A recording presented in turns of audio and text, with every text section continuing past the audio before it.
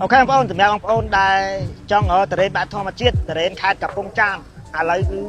លោកគ្រូមានលក់អីនៅមុខមហោស្រពខេត្តតាកែវហើយចំពោះបងប្អូនដែលខ្ជិលមកហ្នឹងចង់ឲ្យដឹកដល់កម្មចរាផ្ទះគឺលោកគ្រូមានលក់ដែរតាក់ទងមកលេខទូរស័ព្ទមកលេខទូរស័ព្ទ087 407 400ឬក៏អាចតាក់ទងមក Telegram ក៏បានដែរខ្ញុំដាក់ link Telegram នៅខាងក្រោមហើយបងប្អូនដែលធ្លាប់ហូបតរេនរបស់ខ្ញុំនៅខេត្តតាកែវបងប្អូនប្រកាសជាស្គាល់ហើយថាធម្មជាតិពិតខ្ញុំចូលតកាត់នៅចកាផ្ទាល់បញ្ជាក់បងប្អូនលក់ទាំងព្រឹកទាំងថ្ងៃល្ងាចក៏លក់ដែរបោស្មានណាឃើញស្មានហ្នឹងឥឡូវបងប្អូនចាំមើលសាច់តរេនស្ងួតកម្រិតណាហើយរសជាតិផ្អែមឈ្ងុយប៉ុណ្ណា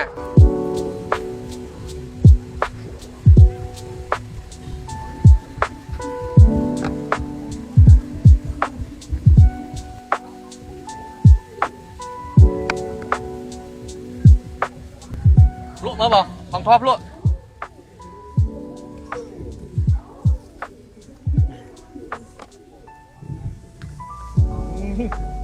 ផ្អែមបងប្អូនចុងឆាប់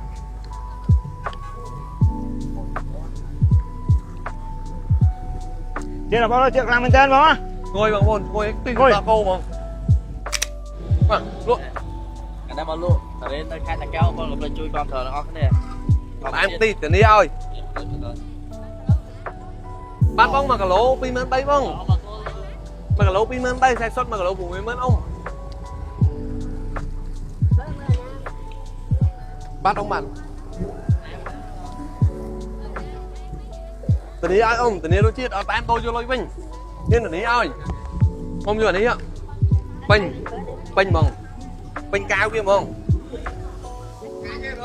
តរេនកំពុងដែរបោះគោស្ងួតបាទបោះផ្អែមអ៊ំដូរឲ្យវិញភ្លាមហ៊ានធានាឲ្យល្វីងក៏ដូរឲ្យវិញដែរ